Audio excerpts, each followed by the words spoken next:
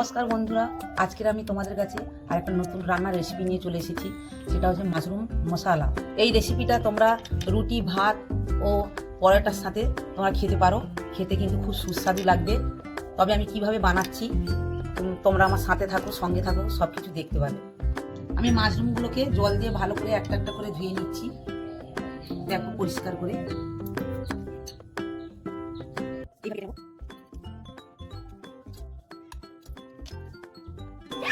আমি এবার মাশরুমটা ম্যারিনেট করে নিচ্ছি।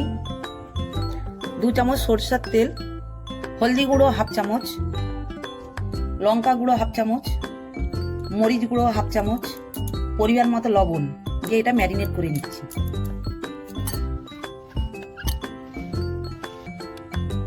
এবার আমার মাশরুম মশলা রেডি করতে প্রথমে লাগছে তেল 25 গ্রাম, একটা শুকনো লঙ্কাকে 2 খাদি করে দিয়েছি, একটা তেজপাতা, পেঁয়াজ কুচনো, কাঁচা লঙ্কা, রসুন আর আদা একসঙ্গে বেটে রেখেছিলাম, সেটা দিয়ে দিলাম।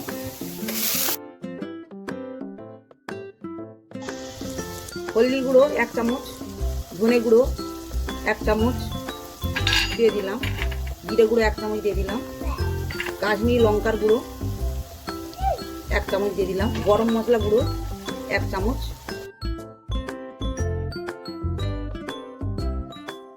টমেটো কুচিয়ে রেখেছিলাম একটা বড় গোটা, সেটাও দিয়ে দিলাম, স্বাদ মতো লবণ দিয়ে দিলাম, একটু কষিয়ে নেব, একটু চিনি দিয়ে দিলাম 1/2 চামচ।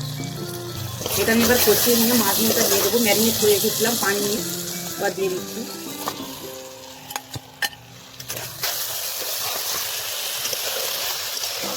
ধনে পাতা কুচনো দিয়ে দিচ্ছি।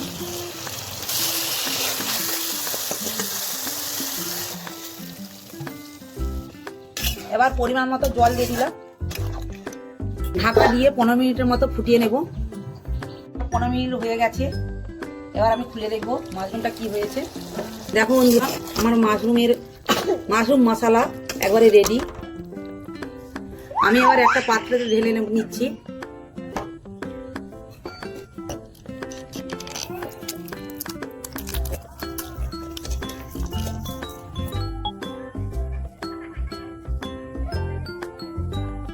বন্ধুরা, আমার মাশরুম মশলা রেডি।